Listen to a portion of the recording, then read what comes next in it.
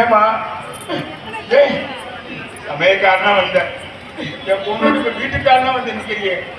ஏண்டா இப்படி செஞ்சு பணம்லாம் எங்கடா? என் நகை பொண்ணுடைய நகையெல்லாம் எங்கடா? சரி எல்லாமே இருக்குதுப்பா, பத்திரமா. ஆமாப்பா. எப்பா நாங்க எங்கேயும் போகலப்பா. அவர் ரொம்ப அப்பாவிப்பா. அப்படியா? ரொம்ப நல்லவருப்பா. அப்படியா? அதனால நாங்க ரெண்டு பேரும் காலேஜ் படிக்கிறப்ப லவ் பண்ணோம்ப்பா. சரி.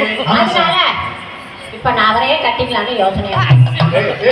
என்ன உனக்கு தெரியாம எல்லாம் நாங்க எதுவுமே நடந்திருக்காரு. இதெல்லாம் நடந்திருக்கு, உனக்கு தெரியுமில்ல?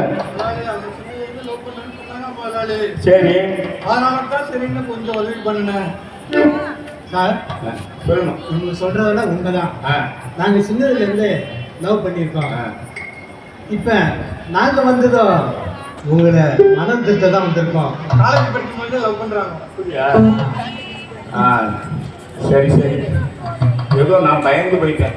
நீ சொல்ற கரெக்டாமா. ஒரு நல்லவனா பார்த்து நீ கூட்டி வந்திருக்க. என்ன இந்த பணம் நகையெல்லாம் நீயே வச்சுக்க. நான் இனிமே வட்டிக்கெல்லாம் கொடுக்க மாட்டேன். நல்லபடியா இருந்துக்கிறேன். உனக்கு 300 ரூபா சம்பளம் கொடுத்து டெய்லி 10 ரூபா குடிச்சிருக்கேன். இப்ப கிடையாது, 600 ரூபா உனக்கு சம்பளம். ஆமா, நல்லபடியா இருங்க. இந்த பணத்தெல்லாம் எடுத்து நகையா எடுத்து நீங்க என்ன வேலை செய்றீங்க? பெரிய ஆபீஸ்ல இன்ஸ்பெக்டரா இருக்கிறேன். அப்படியா? சரிங்க, உங்களால நான் மனம் திரும்பினேன். மக்களே பாத்தீங்களா, நீங்களும் என்னை மாதிரி இல்லாம நல்லபடியா நல்ல மனசு உள்ளவங்களா வாழ்க வளமுடன், வாழ்க வளமுடன்.